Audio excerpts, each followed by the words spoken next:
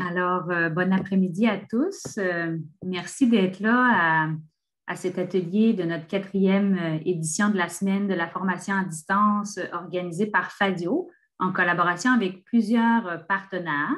Donc, aujourd'hui, on a le privilège d'avoir avec nous le Collège La Cité pour nous parler de rétroaction pour progresser et d'évaluation pour apprendre. Donc, on a avec nous là, quatre membres du Collège de la Cité qui sont Sébastien Gagnon, Annabelle Forbes, Pascal Bélier et Olivier Chartrand pour finalement nous entretenir là-dessus, échanger. Ça va être beaucoup un moment d'échange sur le sujet. Et il y aura à la toute fin de l'atelier une période de questions là, qui sera ouverte. Bien, à la toute fin, en fait, on va avoir une grande période là, de questions.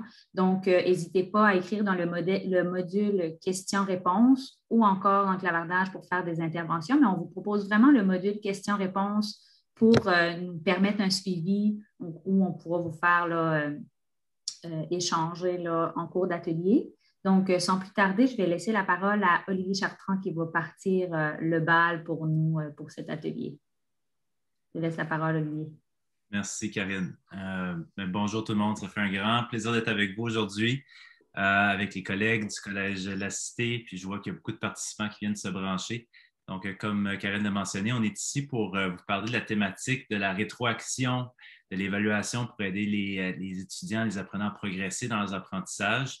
On est bien content d'être ici avec votre semaine de formation. Je dois vous dire que l'invitation, notre curiosité et notre intérêt a été réalisé aussi grâce au REFAD. Donc, je fais un petit clin d'œil au REFAD qui met en contact régulièrement la Fadio puis les deux réseaux ensemble. Puis, et le Collège La Cité de faire partie de cet échange d'aujourd'hui. Je trouve ça vraiment formidable. Passer à la prochaine diapo. Donc, je me présente, Olivier Chartrand. Je suis gestionnaire du développement de la formation en ligne. J'ai la chance au Collège La Cité de travailler avec une belle grande équipe au niveau de la conception pédagogique, du design, développement numérique, puis de l'amélioration continue de ce qu'on fait en formation en ligne. Je vais inviter mes collègues à se présenter, peut-être dans l'ordre qu'on voit de Pascal à Sébastien, dire un petit mot par rapport à qui vous êtes. Oui, bonjour tout le monde. Donc, Pascal Bélier, je suis coordonnatrice du développement des apprentissages en ligne. Donc, ce que ça signifie, c'est que je m'occupe de superviser et de coordonner toute la conception pédagogique des cours en ligne. Donc, bonjour, moi c'est Annabelle Forbes. Donc, je suis professeure et coordonnatrice programme de gestion de la nutrition et des services alimentaires à la Cité. Donc, je suis vraiment en salle de classe du côté enseignement avec les étudiants. Bonjour tout le monde. Donc, Sébastien Gagnon, je suis moi aussi professeur à la Cité. J'enseigne dans le programme de soins paramédicaux et je suis aussi coordonnateur du programme de soins paramédicaux avancés. Donc, du côté enseignement, moi aussi, directement dans la salle de classe. Merci beaucoup. Donc, on a un petit plan de match à l'intérieur de la prochaine heure où est-ce qu'on va vous faire un petit contexte. Je vais vous parler un petit peu du Collège de la Cité pour ceux et celles qui ne connaissent moins le Collège de la Cité. Parler un petit peu de notre transformation pédagogique. On va ensuite partager quelques points de vue du développement de la formation en ligne avec Pascal Bélier et on passera à certains points de vue de l'enseignement en classe et autour de la pandémie. Évidemment, il y a beaucoup de choses qui se font à distance, donc on va partager quelques points de vue de la part de Sébastien puis d'Annabelle. Et à la fin, un partage de réflexion et opportunités, défis, peut-être trucs et astuces qu'on pourra tous partager ensemble. Vous allez voir qu'il va y avoir un sondage interactif à 2 reprises dans la présentation, et qu'on va pouvoir vous guider là, comment participer. Alors, pour ceux et celles qui ne connaissent moins le Collège de la Cité, je vous mets une petite capture d'écran. Ça, c'est notre planification stratégique, une petite infographie depuis 2018 jusqu'à 2023. Vous voyez le cœur de la planification stratégique, c'est les étudiants. Donc, on voit en bas, à la Cité, je le fais, je le vis, je suis compris, je grandis, je suis inspiré, je crée, je transforme l'avenir. Puis tout ça, se situe aussi par une transformation pédagogique qui est assez importante parce qu'on passe avec un nouveau modèle pédagogique par compétence. On est déjà vers la fin de notre transformation pédagogique, beaucoup de programmes. Donc, le Collège assisté, c'est en Ontario. On a à peu près 5000 étudiants annuellement, des centaines d'employés personnels et on a 140 programmes. Donc, imaginez aussi l'impact que ça peut avoir au niveau de la transformation pédagogique par compétence de ces programmes, donc depuis les dernières années. La transformation s'est faite pour des programmes en classe, à distance. Je mentionne à distance aussi, autour de la pandémie, on s'est adapté, mais aussi en ligne. Donc, ce qui est intéressant, c'est qu'on a travaillé en parallèle avec les conseillers pédagogiques, les coordinateurs en développement des apprentissages pour s'assurer que ce qu'on faisait en classe et en ligne était harmonisé et de même rigueur pédagogique. Donc, je m'amuse toujours à ajouter notre petit caméléon dans l'équipe du développement de la formation en ligne. Le caméléon en dit beaucoup. On s'en est inspiré parce qu'il nous rappelait comment c'est important de s'adapter autour de la pédagogie, de la créativité, de la technologie. La transformation nous amène des fois à se tordre un petit peu, à s'ajuster. Puis, c'est un peu comme ça qu'on présente notre dynamisme autour de cette situation-là. Donc, une transformation pédagogique, qu'est-ce que ça veut dire? Il y a une image ici qui explique rapidement où ont été les axes, le focus, donc au niveau du design de cursus, de programme, la conception d'évaluation, d'activités d'apprentissage, là où, on va en parler plus tard, l'évaluation est vraiment au cœur du design pédagogique, de la prestation flexible. On était dans ce temps-là, en 2017-2018, on n'avait jamais imaginé qu'en 2021 et 2020-2021, on serait en pandémie et qu'on aurait vraiment besoin d'une flexibilité incroyable pour les modes de prestation et modalités pédagogiques variées et enrichies. Voilà. Donc, tout ça avec une entrée par compétence et où est-ce que les étudiants sont au cœur de la démarche. Donc, rapidement, 10 caractéristiques du modèle pédagogique par compétence. Vous en avez sûrement entendu parler. Plusieurs d'entre vous sont sûrement aussi dans des travaux, dans des approches qui sont par compétence. Donc, il y a quand même des distinctions intéressantes, puis des particularités, surtout si on regarde le parallèle ou la différence avec un modèle avec objectif d'apprentissage. Les compétences sont disciplinaires, transversales. Au Collège assisté, on appelle ça des indicateurs de développement. Donc, ça amène une action précise, quelque chose de mesurable, observable et certainement relié avec des savoir-faire. Donc, les connaissances et les savoirs sont à ce niveau-là.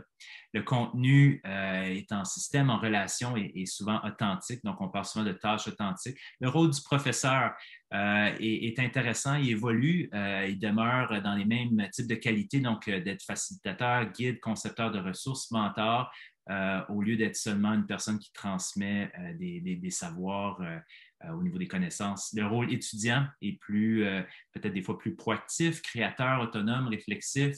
L'enseignement se développe au niveau des compétences et c'est de façon contextualisée.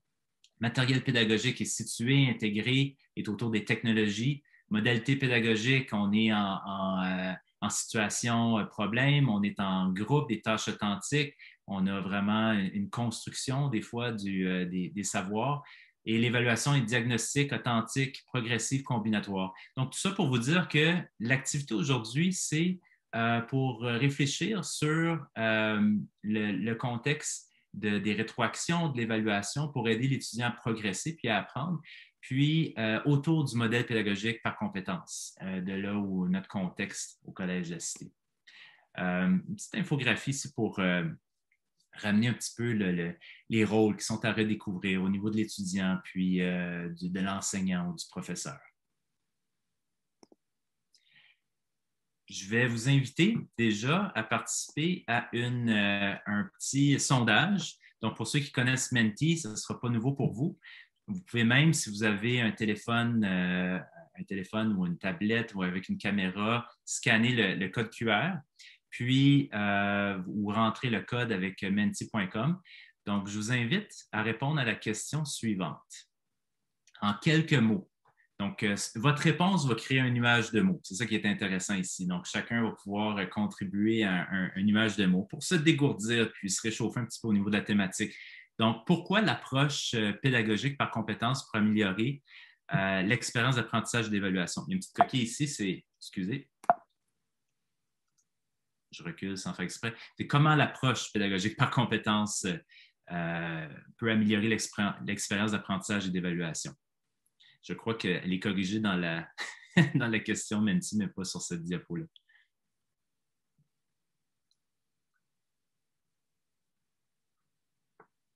Peut-être pas. Désolé. Donc, je vous invite à répondre. Excellent, merci. Désolé pour la petite coquille. Je pense qu'on se comprend quand même. Donc, vous voyez, l'approche pédagogique par compétences peut améliorer l'expérience d'apprentissage et d'évaluation à plusieurs niveaux. On voit ici que les gens rapidement tombent dans l'idée de le fait que c'est authentique.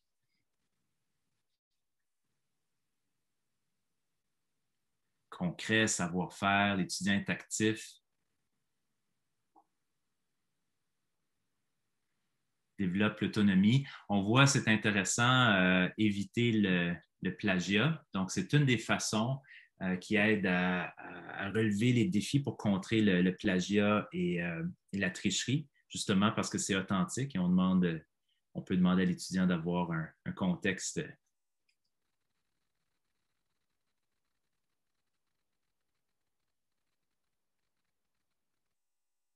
En même temps qu'on regarde le nuage de mots se créer, peut-être te passer la parole tranquillement. Pascal, tu peux aussi commenter ce que tu vois devant tes yeux avant de passer aux prochaines diapos, si tu veux bien. Moi, j'ai plus de présentation à faire, tout est là.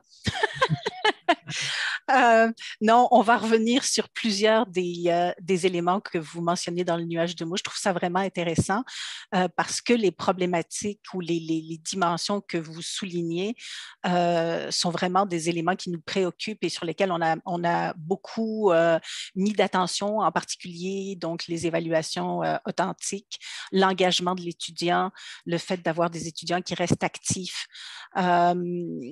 Donc, tout ça, c'est des éléments dont je vais vous reparler. Alors, l'autonomie aussi, super intéressant. C'est extrêmement riche comme nuage de mots. Ouais.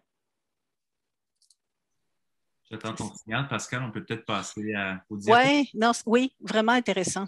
Très, très intéressant.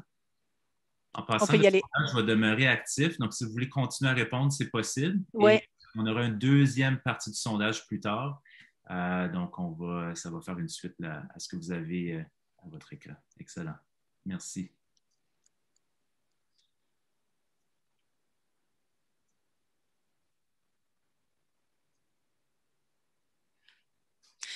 Donc, moi, je vais prendre quelques minutes pour vous parler un petit peu de ce qu'on fait au niveau de la formation en ligne au collège, évidemment, en particulier par rapport à l'évaluation et par rapport à la rétroaction. Juste pour vous mettre un contexte, préciser qu'au niveau de la formation au collège, la formation en ligne au collège, le collège a opté pour un modèle qui est asynchrone, complètement asynchrone. Donc, ça pose beaucoup de défis au niveau des évaluations et beaucoup de défis au niveau, en particulier, des situations, de l'élaboration de situations authentiques. Et j'aurai l'occasion de le rementionner, puis vous verrez un petit peu les défis que ça va poser. Donc, le design pédagogique de la formation au collège, on a essayé de viser 7 objectifs. Le premier, donc, les première partie à l'intérieur des cours du design pédagogique, c'est l'accueil des étudiants et la mise en contexte. Et à ce niveau-là, vraiment, ce qui est le plus important, c'est l'orientation de l'étudiant et son engagement. Donc, de motiver, d'être capable de suffisamment intéresser et motiver l'apprenant pour susciter l'engagement. Alors, on l'engage et on le motive de façon rationnel, donc en expliquant l'intérêt de ce qu'il va apprendre par rapport à sa pratique professionnelle, mais on joue aussi sur un design émotionnel avec il peut y avoir des illustrations 3D, des vidéos, donc on joue beaucoup sur le multimédia pour essayer de créer un engagement en début de cours. Par la suite, évidemment, ça joue un rôle moindre, mais en début de cours, c'est bien important. Donc, les premiers objectifs, donc motiver l'apprenant à suivre le cours, capter son attention, et au niveau de la mise en contexte des cours, donc expliquer l'objectif selon l'approche par compétence, c'est un gros défi au niveau du collège parce que donc on est passé, comme Olivier disait, d'un modèle par objectif traditionnel, enseignement traditionnel, à une approche par compétence. Et pour les étudiants, c'est un changement de paradigme qui est pas toujours facile à apprivoiser. Puis, au niveau de la mise en contexte, évidemment, on veut aider l'apprenant à faire le lien avec son expérience antérieure et par rapport à tout ce qu'il sait déjà.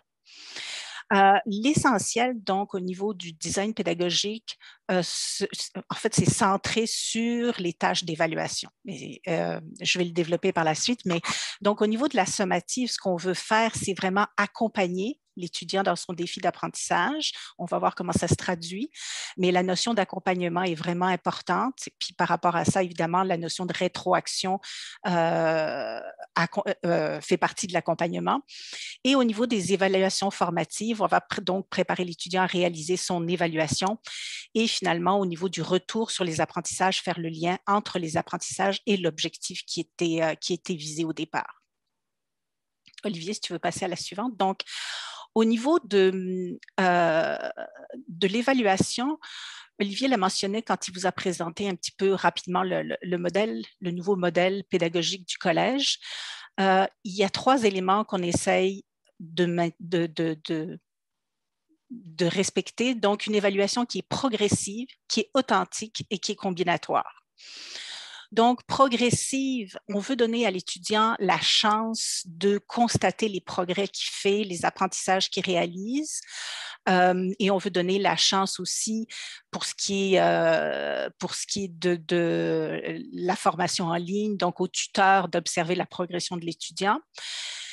Évidemment, authentique, vous l'avez mentionné dans le nuage de mots, c'est la première chose qui est ressortie pour être conforme et par rapport à l'approche par compétence et refléter donc les exigences du milieu de travail. Et combinatoire, donc dans le respect de la définition qui est généralement donnée d'une compétence, à savoir que c'est un savoir-agir complexe qui va combiner à la fois des savoirs, des savoir-faire et des savoir-être. Donc, on a 3 types à l'intérieur de notre design pédagogique, 3 types d'évaluation et qui constituent donc une progression. On parlait d'évaluation progressive.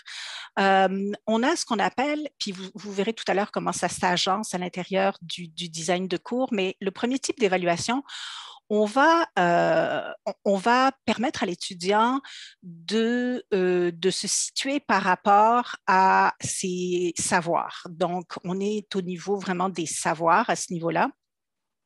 Donc, l'objectif de ce qu'on appelle les valider vos connaissances, c'est l'autorégulation des savoirs, l'auto-évaluation des savoirs et l'autorégulation des apprentissages.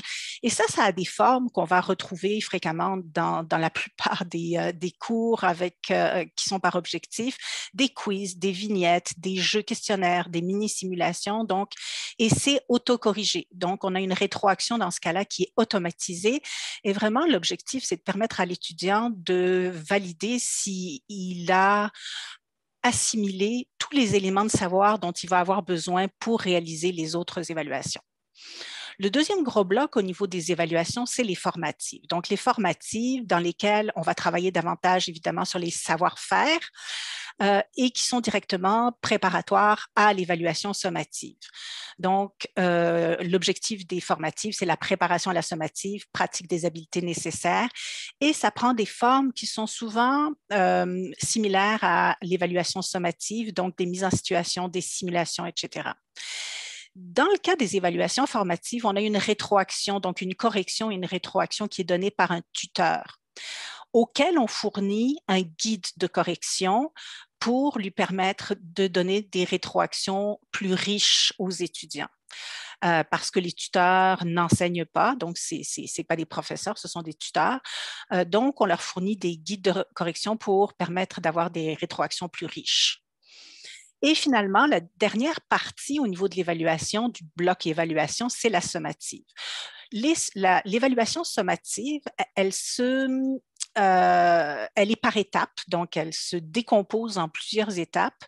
L'objectif étant pour l'étudiant de pouvoir remettre chacune des étapes, d'avoir une rétroaction sur chacune des étapes remises, de pouvoir resoumettre une deuxième version de chacune des étapes corrigée ou améliorée en fonction des rétroactions reçues.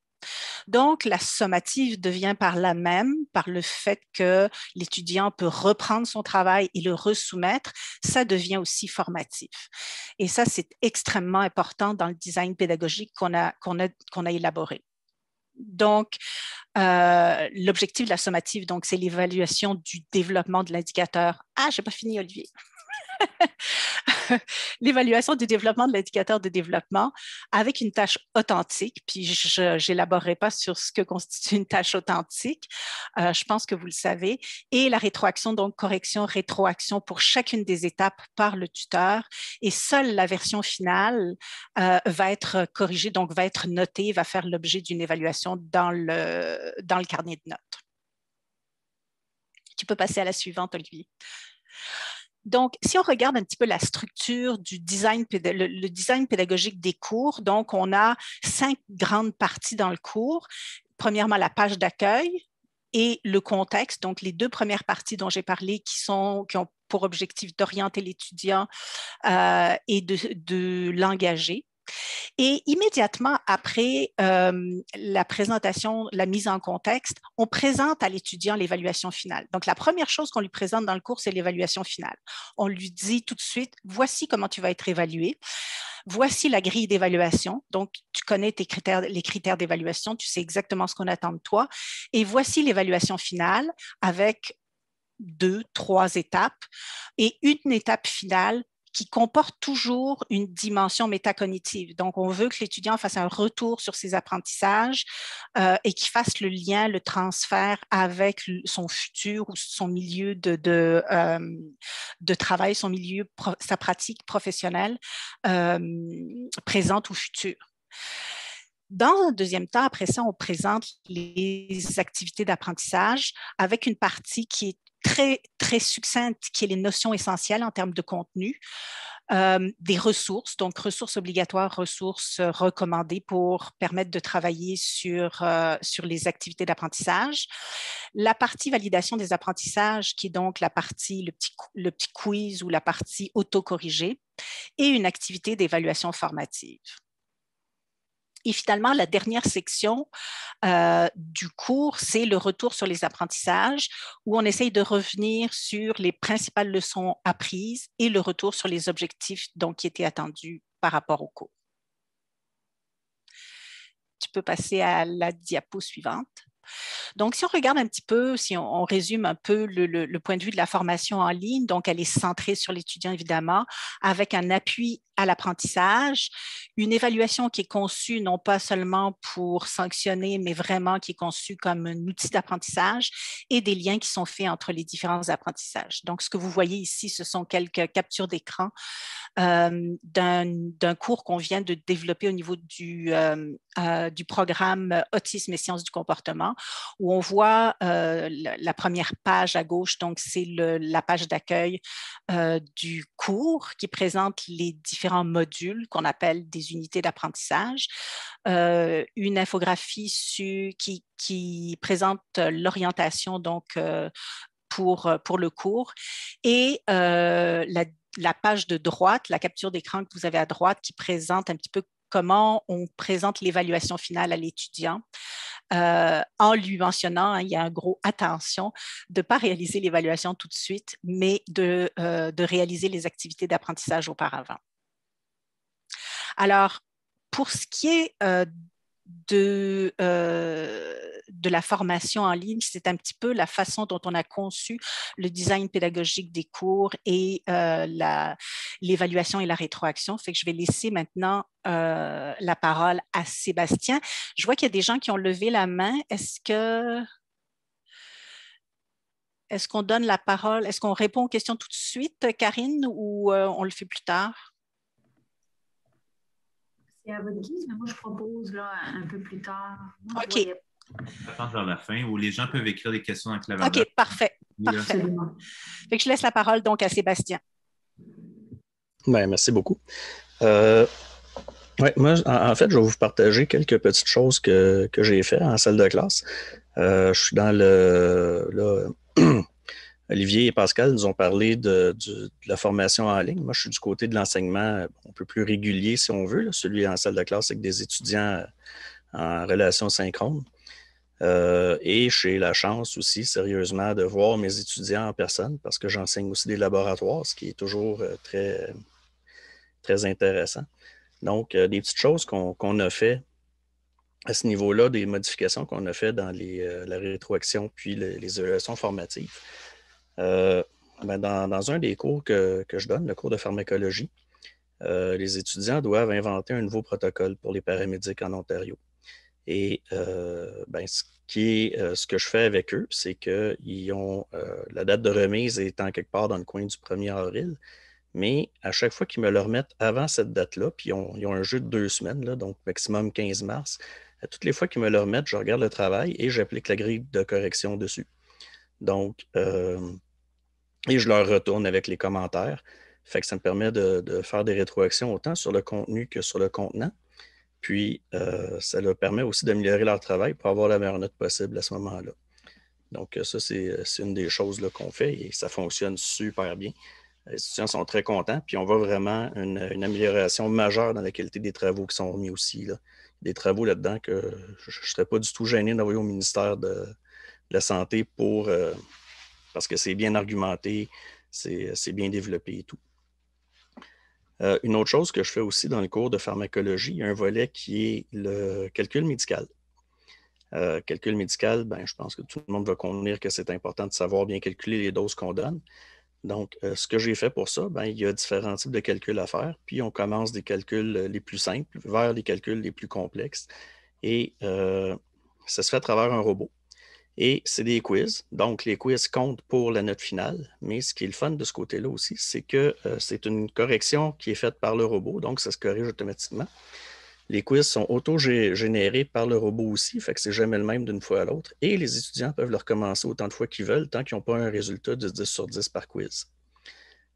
Et l'autre partie qui est très intéressante comme prof pour moi, c'est que si je vois qu'un étudiant l'a déjà fait 2 ou 3 fois et qu'il n'a pas encore atteint au moins un bon 8-9 sur 10, je peux faire une intervention personnalisée à ce moment-là.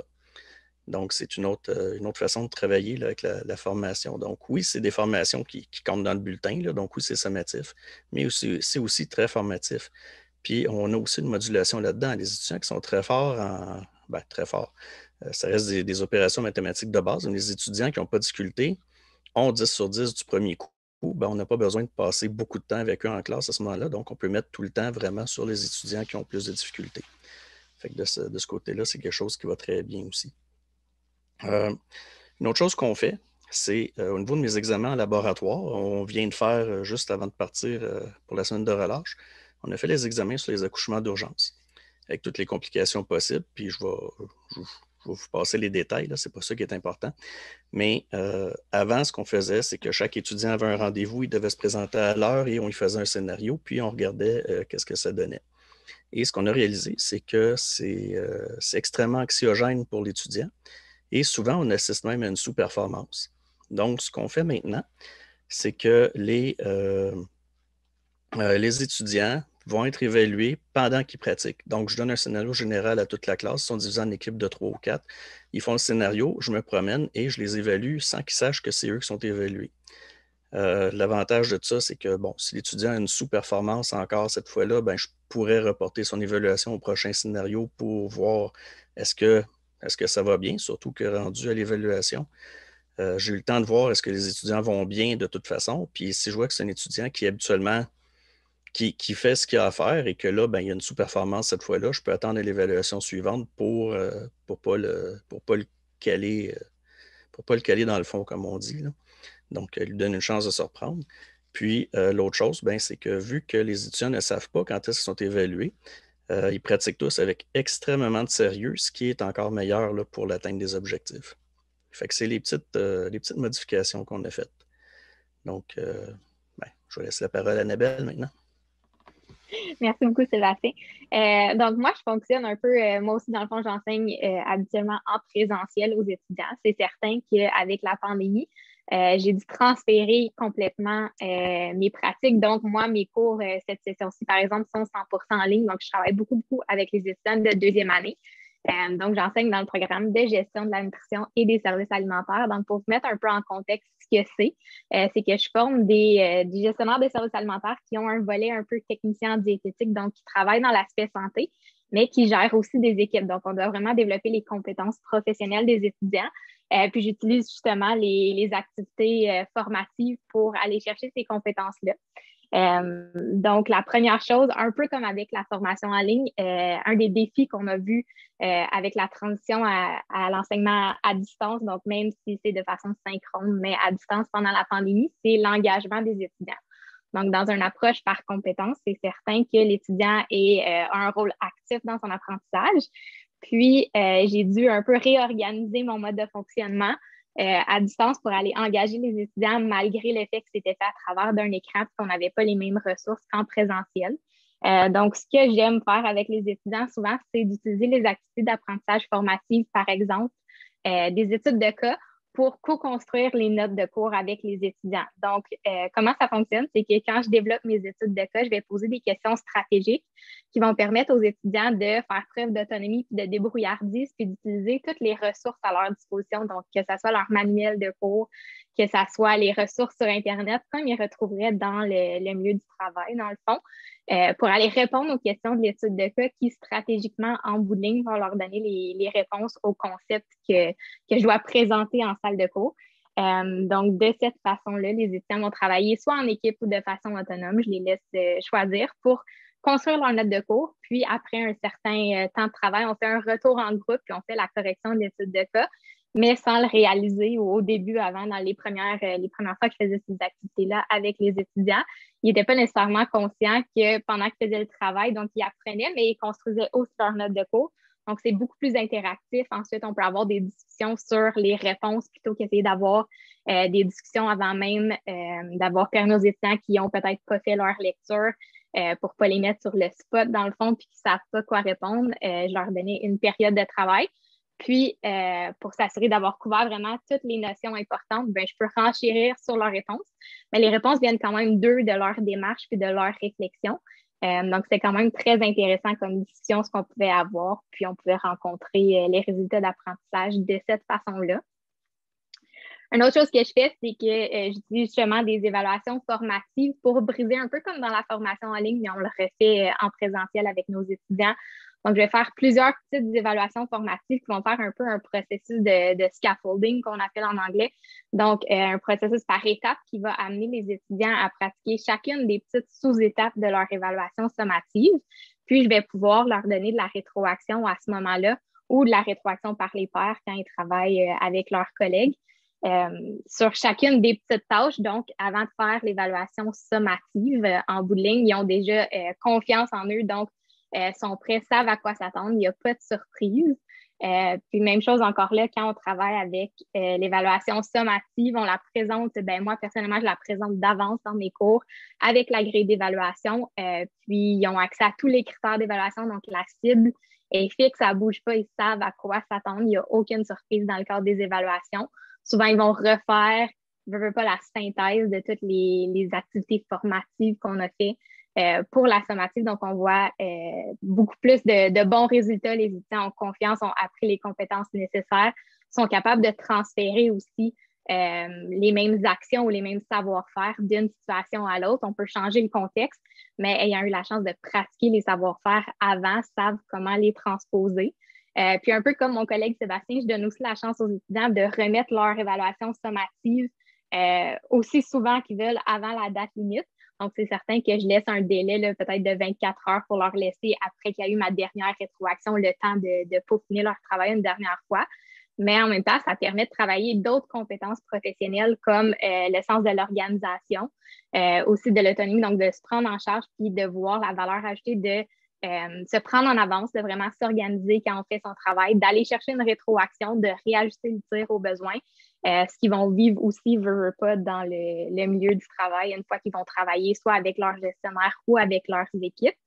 Puis un dernier volet que j'aime inclure, qui des fois déplaît un petit peu plus aux étudiants, mais c'est l'évaluation par les pairs. Donc, quand il y a des travaux en équipe, il y a un volet où, dans les points qu'on va donner où je demande aux étudiants de formuler des commentaires, une rétroaction formative pour leurs collègues. Donc, c'est certain qu'en tant que futurs gestionnaires, ils vont devoir faire des appréciations de rendement avec leurs employés. Donc, c'est important pour moi que les étudiants puissent communiquer efficacement de la rétroaction de façon constructive pour les gens avec qui ils travaillent. Puis, en même temps, ça leur permet d'ajouter de la valeur au travail en équipe, puis de bien séparer les tâches, de se responsabiliser, qui encore là ont c'est des compétences professionnelles qui vont leur servir dans le futur. Donc, c'est vraiment ça de mon côté, comment j'utilise la rétroaction pour former mes étudiants, puis favoriser leur apprentissage, puis vraiment les responsabiliser dans leur cheminement professionnel avec nous à la Cité. Donc, je vais repasser la parole à Olivier, si je ne me trompe pas.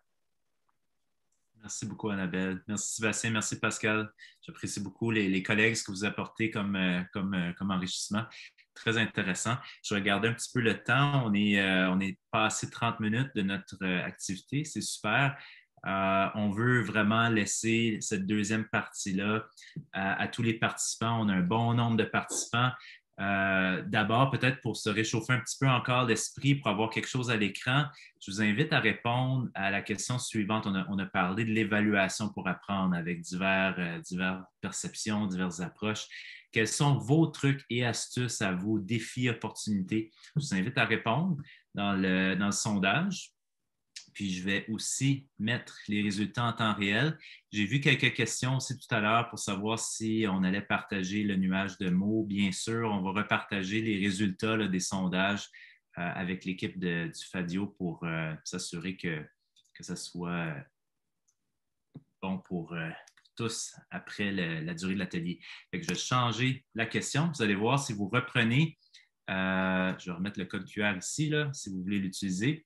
Ou vous pourrez reprendre le code 30 88 87.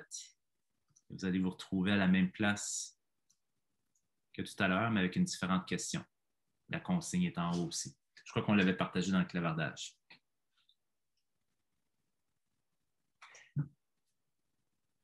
Ce que je propose aussi, c'est que si on veut procéder à des questions, les questions ou s'il y a des gens qui veulent prendre la parole, poser une question, ce serait possible si jamais il y a des gens qui veulent intervenir par rapport à ce qui s'est dit jusqu'à présent.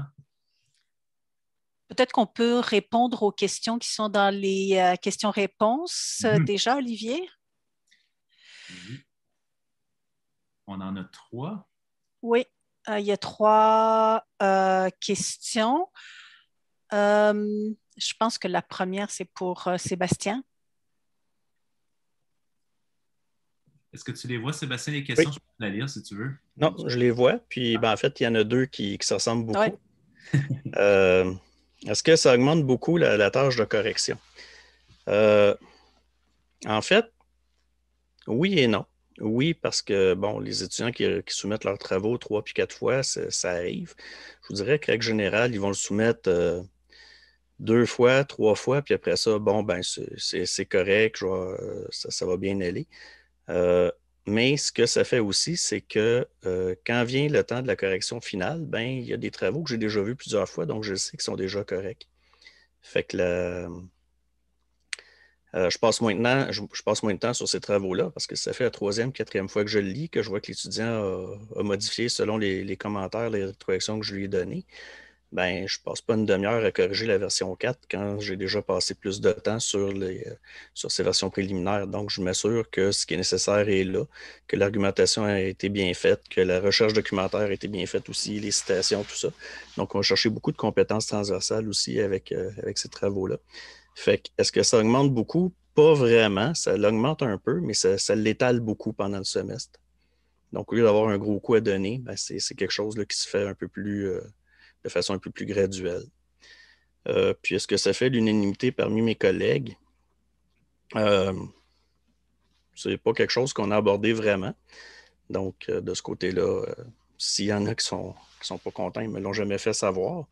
Mais en même temps, il n'y a pas beaucoup de cours qui se prêtent à ce genre de travail-là comme le mien. Donc, c'est pas mal ça, là. Je ne sais pas si ça répond à vos questions.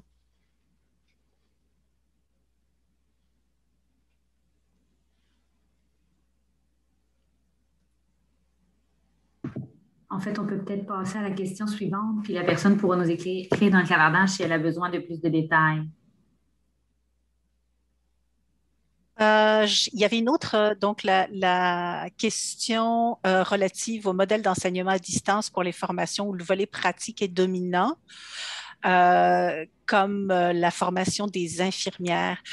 Alors, c'est certain que au niveau des formations qui sont très, très pratiques comme ça, une partie de la formation peut se faire à distance, mais une autre partie va devoir absolument se faire en présentiel. C'est le cas de beaucoup de programmes qui ont une dimension où on a un contact soit avec des individus ou avec des équipements ou avec une partie peut se faire à distance, mais pas la totalité. Peut-être que Sébastien, tu peux expliquer un petit peu comment vous avez travaillé au niveau de la pandémie, vu qu'une partie de la formation se faisait à distance? Oui, ben, en fait, on est passé d'un modèle 100% présentiel à un modèle hybride. Et l'exercice qu'on a eu à faire au 15 mars 2020, là, je m'en souviens comme c'était hier. Donc, on a suspendu les cours pendant une semaine pour, comme on dit en latin, se virer de bord. Donc, ce qu'on a dû faire à ce moment-là, c'est faire l'inventaire de ce qui pouvait être vu en ligne et comment l'adapter. Et qu'est-ce qu'on ne peut pas faire en ligne, qu'est-ce qu'on doit absolument faire en mode présentiel. Et l'idée, c'était de limiter le présentiel le plus possible dans un contexte de pandémie, là, si on l'a bien compris.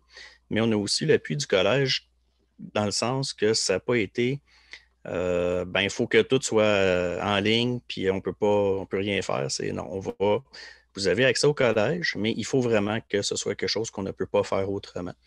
Donc, c'est comme ça qu'on l'a travaillé. Oui, il y a des sujets qui ont un petit peu changé de place. On a retravaillé un peu aussi l'ordre des cours. Mais en bout de ligne, les laboratoires, eux autres, ont continué là, au collège. Donc, c'est un peu comme ça que ça s'est passé. Mais il y a une sérieuse réflexion aussi au niveau des laboratoires, à savoir, est-ce que ce sujet-là, que habituellement j'enseigne dans mon labo, est-ce que je peux l'enseigner en ligne ou est-ce qu'il y a d'autres façons que je peux le faire?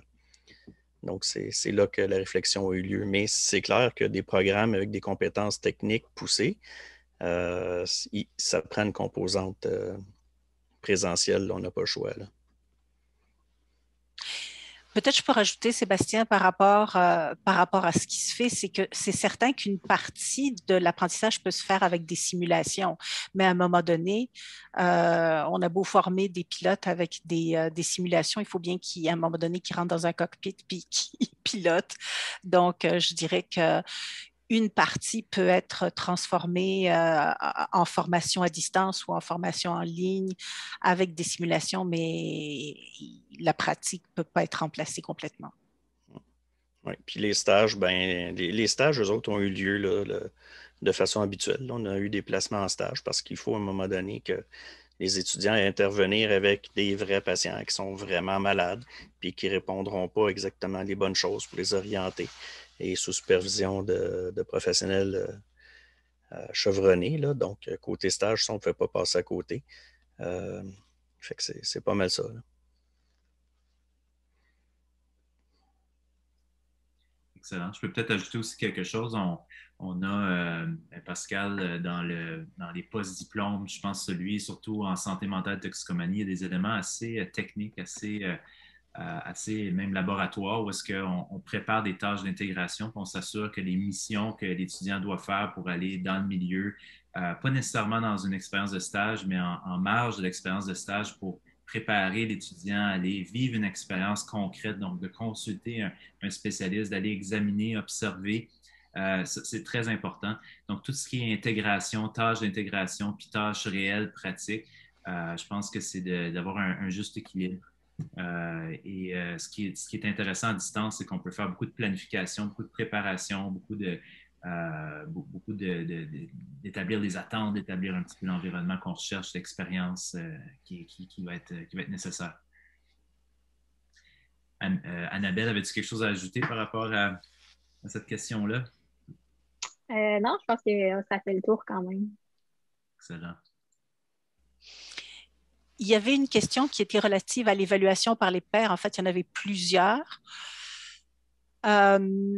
Pour ce qui est de la formation en ligne au collège, parce qu'on est dans un modèle totalement asynchrone avec ce qu'on appelle des inscriptions continues, c'est-à-dire que l'étudiant s'inscrit à un cours, mais il a le choix de le commencer quand il veut, ce qui fait qu'on n'a pas nécessairement des cohortes d'étudiants qui sont au même niveau, au même moment. C'est une dimension encore qu'on n'a pas réussi à développer. Pour ce qui est de l'évaluation par les pairs, c'est très, très complexe. On va peut-être trouver la formule magique, mais pour l'instant, je vous dirais que on n'a pas pris on n'a pas développé d'activité ou de façon de mettre en œuvre l'évaluation par les pairs. Par contre, peut-être que Sébastien et Annabelle, vous pouvez peut-être compléter comment est-ce que vous appliquez l'évaluation par les pairs.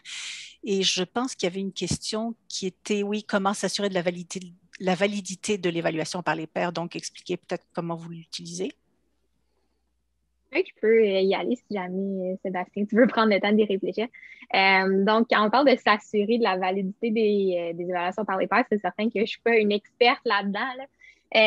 Mais qu'on essaye du mieux possible. Dans le fond, ce que je demande aux étudiants, c'est, par exemple, si on attribue, s'ils doivent attribuer de 1 à 3 points, par exemple, à leurs collègues par rapport à leur participation, c'est vraiment de justifier la réponse. Donc, personnellement, je n'accepte pas une rétroaction par les pairs où un collègue de classe ou un collègue d'équipe donnerait 3 sur 3 à tous ses collègues sans m'expliquer pourquoi.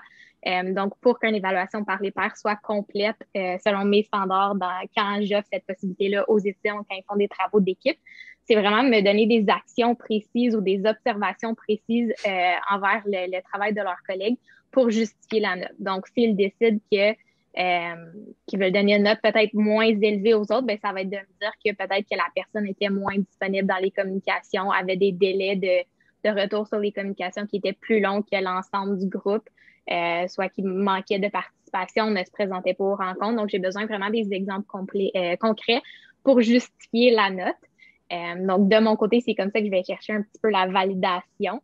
C'est certain que ça ne l'empêche pas dans des contextes où s'il y aurait des dynamiques un petit peu plus difficiles ou des dynamiques des groupes qui sont tous amis et qui décident de tous se protéger. Je n'ai pas la vérité absolue quand ça vient au travail d'équipe, mais je demande justement là, de justifier leur choix par rapport à des observations, des actions concrètes qu'ils ont vues dans le processus de l'évaluation. Moi, je vais utiliser l'évaluation par les pairs encore dans mes laboratoires. Ou est-ce qu'après après le scénario, ben, je demande à l'étudiant qui faisait le partenaire, puis à l'étudiant qui faisait le patient dans le scénario qui vient de se passer, bon, ben, qu'est-ce que tu donnerais comme rétroaction à l'étudiant qui faisait le paramédic responsable de l'intervention? Et ben, je les écoute pour m'assurer que ce qu'ils disent, c'est valide à ce moment-là. Et ça ne reste que strictement formatif. Il n'y a aucun point qui est associé à ça, mais c'est que ça me permet aussi de voir à quel point est-ce que chacun d'eux autres a pu déceler les erreurs que l'autre aurait pu faire, puis est-ce qu'ils vont mettre l'emphase sur les bonnes choses à ce moment-là.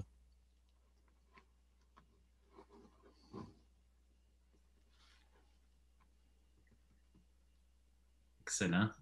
On aurait un participant qui a levé la main, oui, pour intervenir. Je vous l'amène.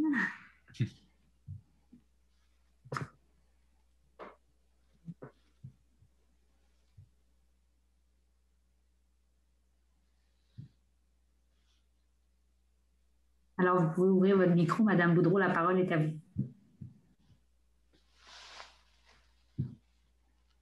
Excusez, j'ai échappé mon ordinateur. C'est pour ça que ma main a s'est levée. Je suis vraiment désolée. D'accord, il n'y a aucun souci, Madame. On va prendre une autre question. Il n'y a pas de problème. Je vois une question où on me demande combien j'ai d'étudiants. En pharmacologie, j'ai une trentaine d'étudiants environ. C'est à peu près le même nombre d'une année à l'autre. Le record, je pense, c'était 41, puis l'année d'après, j'en ai eu 22, mais habituellement, c'est à peu près une trentaine d'étudiants que j'ai. Si on poursuit dans les questions, il y a Mme Lapointe qui posait la question ou une observation, si vous vous donnez cette possibilité et pas vos collègues, les étudiants pourraient-ils se plaindre d'inéquité en tant que tel quand vous, au niveau là, de votre façon d'évaluer? Ben, oui, ils peuvent. Ça, c'est clair. Je veux dire, c'est quelque chose que les étudiants peuvent toujours faire. D'un autre côté, ça reste un travail qui est assez spécifique. Les autres profs de mon programme ne donnent pas ce genre de travail-là. Ils font beaucoup plus des évaluations par examen, là, des bons vieux tests à choix de réponse, puis à questions en cours de développement. Des travaux de longue haleine comme ceux que je donne, c'est le seul, à ce que je sache, là, du programme. Et on l'a monté comme ça pour répondre aussi à une des compétences citées. Olivier a présenté le plan stratégique Impact 2023. Il y a une des compétences citées là-dedans qui est l'esprit d'entreprise et d'initiative. Et le travail que je donne sur le nouveau médicament, le nouveau protocole à donner aux paramédics en Ontario répond à cet objectif-là.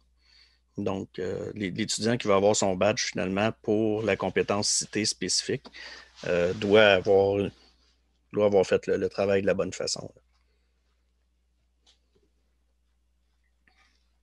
Excellent. Oui, je vais répondre peut-être à une des questions qui est dans le questions et réponses.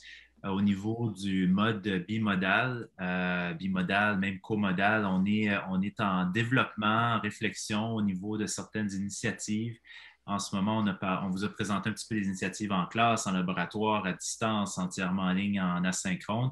On regarde aussi à certains développements où est-ce qu'on va avoir des cours qui vont être offerts en classe, en ligne, d'une même rigueur, qui peut être offert pas nécessairement en même temps, mais qui vont avoir des modes de prestation différents, donc, mais toujours regarder la même rigueur pédagogique et même des modes spéciaux, donc des modes comodales où est-ce que les étudiants peuvent faire à leur propre rythme et transférer dans d'autres modes. Donc, on est en pleine réflexion dans ces caractéristiques-là. Mais évidemment, plusieurs modes de prestation sont offerts, comme vous avez pu comprendre dans la présentation.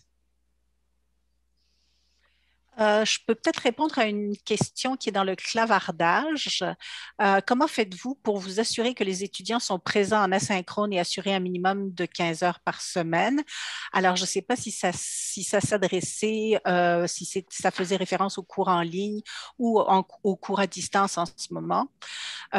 Pour ce qui est des cours en ligne, bien évidemment, on doit compter sur le sérieux et la responsabilisation des étudiants, dans le sens que les tuteurs ne vont pas aller valider que l'étudiant est présent un certain nombre d'heures par semaine dans le système. Par contre, les tuteurs font un suivi pour voir si les étudiants ont réalisé les activités d'apprentissage et finalement, dans le fond, ce qui compte, c'est l'évaluation sommative que l'étudiant ne sera jamais capable de réaliser de façon, en tout cas en théorie, il ne sera pas capable de réaliser l'évaluation finale s'il n'a pas complété les tâches d'apprentissage, les activités d'apprentissage. Donc, c'est un petit peu le contrôle par l'évaluation.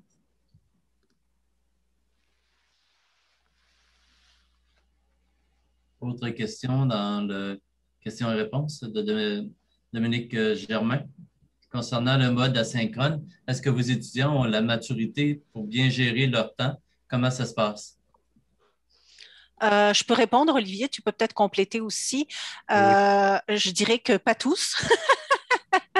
Ça dépend du type d'étudiant. Il y a des étudiants qui sont très habiles et très autonomes au niveau de la formation en ligne et d'autres qui ont beaucoup plus de difficultés à réaliser leurs activités à temps, qui vont avoir tendance à procrastiner, à essayer de sauter tout ce qui n'est pas noté. Si ça ne compte pas, je ne le fais pas. Hein. Je pense que tous ceux qui enseignent connaissent un petit peu ce réflexe des étudiants.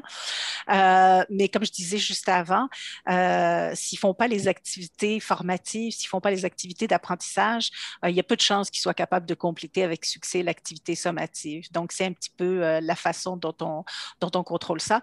Mais non, pour répondre à la question, tous les étudiants n'ont pas nécessairement la maturité pour réussir un cours en ligne la première fois du moins. Peut-être, Olivier, tu peux compléter. Oui, on a des clientèles en asynchrone, souvent qui sont des clientèles non traditionnelles, donc beaucoup d'apprenants adultes, mais il y a des clientèles aussi traditionnelles qui suivent des cours en ligne pour se rattraper ou pour avoir d'autres options.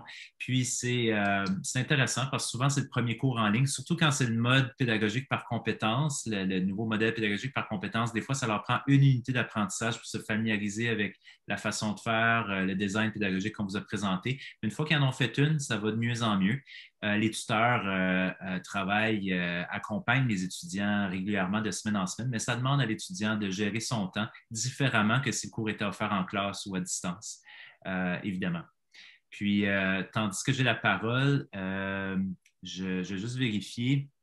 Il y a quelques questions qui s'ajoutent. On parle beaucoup de plateformes dans les questions. Donc, nous, on utilise Desire to Learn, donc Brightspace. Et ce qui est intéressant, on le surnomme E-Cité. Donc, E-Cité est utilisé pour les cours en ligne, asynchrone, utilisé pour les cours à distance dans tout ce qu'on fait en pandémie. On utilise aussi Microsoft Teams. On l'utilise aussi en classe. Donc, on centralise toutes les activités pédagogiques, notre gestion de classe, peu importe le mode de prestation, avec la même plateforme. Donc, de là, ce qui devient intéressant parce que même avec les profs, on peut échanger des fois des activités pédagogiques qu'on développe en ligne. Ça peut être pratique à des profs qui enseignent en classe et vice-versa. Donc, ça devient bien intéressant. Il y a une question intéressante, Olivier, peut-être tu veux en parler sur le HyFlex. Donc, question de M. Gérin-Lajoie. Envisagez-vous de faire de la vraie formation flexible à HyFlex où les étudiants peuvent choisir le mode qu'ils désirent, même changer à chaque semaine? Peut-être tu peux répondre à ça. On est en pleine réflexion. Je pense qu'on a tous les joueurs puis les méthodes pédagogiques pour y arriver, mais on est en pleine réflexion pour justement permettre cette dynamique-là où est-ce qu'un étudiant peut imaginer va suivre un cours. Ça peut même être un format condensé en fin de semaine et dans un mode à distance ou sur place. On essaie de voir comment y arriver dans une période de temps donné. Puis, avec l'expertise qu'on développe avec le collège et surtout avec le modèle pédagogique par compétence, ça devient très intéressant. Donc, de donner cette flexibilité-là à l'étudiant à la façon dont il peut joindre un groupe, que ce soit à distance, en temps réel ou en temps différé, de suivre un cours avec le collège. Comme je disais, là, que ce soit dans un format très condensé ou élaboré sur une période d'un semestre. Donc, on est en pleine réflexion. On n'a pas encore, je pense, des exemples parfaits. On a un peu d'expérimentation, mais c'est là où on veut aller. Il y a une autre question pour toi aussi, Olivier, dans les questions-réponses. Donc, dans un dispositif hybride, quel scénario d'évaluation pourrait être préconisé pour une promotion qui compte plus de 100 étudiants? Pour 100 étudiants en format hybride, c'est intéressant. Je pense qu'on peut avoir encore la recherche d'un équilibre synchrone-asynchrone. Avec l'expérience qu'on vit au Collège de la Cité, dépendamment aussi de l'expérience des professeurs, de la matière, il peut y avoir un scénario d'évaluation où est-ce qu'on a certaines tâches authentiques, où est-ce que les étudiants vont faire un travail individuel et qui vont avoir une réflexion unique à donner. On peut avoir aussi des scénarios où est-ce qu'il y a une banque de questions, une banque de mise en situation, d'études de cas, mais qui est variée, qui n'est pas la même pour chaque étudiant. Il y a plusieurs façons de faire ici, mais chose certaine, c'est que dépendamment du contexte du cours, puis de la façon dont on veut regarder avec les étudiants, c'est d'éviter des pistes qui risquent trop de plagiat ou de fraude. Donc, en donnant quelques exemples, je ne sais pas si mes collègues veulent ajouter quelques pratiques à 100 étudiants, c'est sûr qu'il faut bien y penser. Oui, ben, c'est certain que si on travaille en approche par compétence, ça dépend toujours du modèle pédagogique qu'on veut mettre en place, mais avec une approche par compétence, généralement, ce qu'on teste, ce n'est pas nécessairement des savoirs, donc ce n'est pas une bonne réponse ou une mauvaise réponse. Donc, on n'a pas le choix, si on veut avoir des tâches authentiques, d'avoir des activités d'évaluation qui vont consommer du temps. En tout cas. Excuse Pascal, ta caméra est fermée, je pense. Ah, ma caméra est fermée, désolée. Pas de problème. Excusez-moi. Bon. Donc, c'est ça, je pense qu'en approche par compétence, on n'a comme pas le choix d'avoir, ou alors il faut aller avec des simulations. On pourrait, avec des simulations, ça serait l'idéal. L'intelligence artificielle va beaucoup nous aider dans le futur, mais nous, en tout cas, en ce qui nous concerne, on n'est pas encore rendu là. Peut-être que Sébastien et Annabelle, vous voulez compléter par rapport, mais vous n'avez pas des grosses cohortes comme ça. Il nous resterait peut-être juste une petite 30 secondes pour... OK. Je peux prendre peut-être le petit 30 secondes, mais le truc pour moi, j'ai pas une grosse cohorte, donc j'ai 25 étudiants peut-être là, par classe, mais c'est vraiment de développer des outils comme des grilles d'évaluation qui nous permettent justement dans Desire to Learn de donner de la rétroaction automatique. Donc, ça facilite beaucoup la tâche d'avoir des outils d'évaluation bien décrits avec une rétroaction préprogrammée. Ça sauve beaucoup, beaucoup de temps, mais ça permet de garder les tâches authentiques. Et bonne grille d'observation aussi. Puis, on revient à la question fondamentale, c'est quoi la compétence qu'on veut observer? J'adore la conclusion. Ça fait tout à fait un lien avec notre atelier sur les tâches évaluatives qu'a eu hier midi. Donc, merci beaucoup, Collège La Cité, d'avoir été là. Merci à vous quatre. Ça a été vraiment riche de partage, de votre table d'échange. Merci infiniment. Et dans le fond, merci aux participants d'avoir été parmi nous. Je veux juste vous répéter de remplir le questionnaire d'évaluation, ça nous est toujours utile. Et aussi vous informer des ateliers qui s'en viennent demain. On aura demain matin une conférence de M. François Guité. Donc, c'est à ne pas manquer demain matin à 9 h. Donc, si vous êtes déjà inscrit à la formation toute la semaine, c'est le même lien. Si vous n'étiez pas inscrit à la conférence, vous pouvez vous joindre avec le même lien de toute la semaine. Même chose pour demain midi, un atelier sur l'assurance qualité d'un cours en FAD qui sera offert par Fadio. Et demain après-midi, on va parler de la collaboration entre élèves à distance par apprentissage signifiant. Donc, suivez-nous. On est vraiment content que vous soyez avec nous. Puis merci encore le Collège La Cité. Bonne soirée à tous.